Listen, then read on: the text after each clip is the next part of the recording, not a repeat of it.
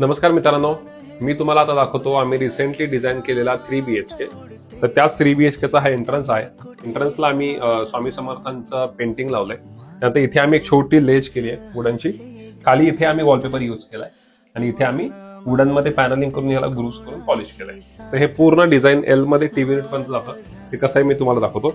आता मी तुम्हाला हॉल दाखवतो. एंट्री केली की इथे एक आम्ही एंट्री केल्या केल्या इथे राईट साईडला इथे एक की होल्डर केलेला आहे आणि याच घराच्या एंट्रन्स म्हणून आतमध्ये आलं की इथे राईट साईडला आम्ही टीव्ही युनिट केलंय. एंट्रन्सला तुम्ही जे वुडन पॅनलिंग बघितलंय बॉटमला ते आम्ही पूर्ण घेतलेलं आहे. इथे आम्ही वॉलपेपर पेस्ट केलेलं आहे आणि वरती आम्ही वुडनचं पॅनलिंग करून त्याला आम्ही ग्रुप्स केलेले आहेत.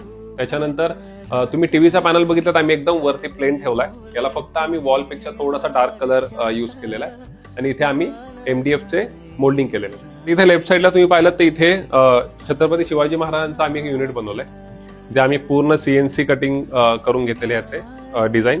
त्यामध्ये आम्ही हे पूर्ण MDF मध्ये बनवलंय आणि याला पेंट केलेलं आहे आणि आतमध्ये आम्ही याला लाईट पण दिलेली आहे. हॉलची जर तुम्ही साईज बघितली तर ही डायनिंग आणि हॉल धरून जवळपास एक 17 ते 18 फुटाचा आहे आणि हा असा लांबीला 8 ते 9 फुटाचा आहे हॉल. तर ह्याच्यामध्ये आम्ही हा एल शेप सोफा घेतलाय. छोटा हॉल असल्यामुळे टीव्हीच्या समोर तुम्ही जागा बघितली तर एकदम छोटी आहे. छोटा हॉल असल्यामुळे सोफ्याचा कलर आम्ही एकदम लाईट कलर घेतलाय की हॉल मोठा दिसावा त्यासाठी. विंडो आहे, विंडोलाही थोडा आम्ही लुक दिलाय. म्हणजे इथे तुम्ही बघितलं सागवानचे आम्ही इथे डिझाईन लावलंय आणि त्याला नॉर्मल पॉलिश केलंय. आणि याच हॉलमधून तुम्ही डायनिंग साईडला आलात तर इथे तुम्ही बघितलं आम्ही 4 सीटरचा डायनिंग टेबल घेतलाय. एकदम कॉम्पॅक्ट आहे जागा इथे, त्याच्यामुळे आम्ही इथे छोटासा डायनिंग टेबल घेतलाय. 2 चेअर समोर आहेत आणि या साईडला बेंच आहे. बेंचच्या मागे तुम्ही बघितलं तर आम्ही इथे वुडन पॅनलिंग केलंय की बसल्यानंतर मागे वॉल खराब होऊ नये. आणि इथे आम्ही एक वॉलपेपर घेतलेला आहे.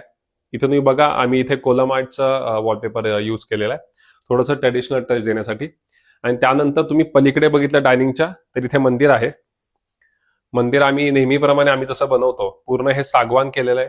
त्याच्या इथे पूर्ण स्टोरेज आहे. इथेही तुम्ही बघितलं तर आपण नैवेद्यावर ठेवायला जे करतो ट्रे तसं आहे. त्यानंतर इथे एक ड्रॉवर आहे आणि इथे तुम्ही बघितलं तर इथे आम्ही एक सेटिंग केलेलं आहे. हे सेटिंग तुम्ही बघू शकता. म्हणजे हे आपल्याला पूजा वगैरे करायचं तर त्यासाठी यूज होणार आहे. आणि मग हे पूजा यूज करून झालं की मग तुम्ही हे परत आतमध्ये असं ढकलून ठेवू शकता. तर याप्रमाणे आम्ही हे डिझाईन केलं मंदिर. मंदिराला इथं साईडला पण आम्ही लोटसचं डिझाईन घेतलंय आणि याच्यामध्ये आम्ही घंटी लावलेल्या आहेत.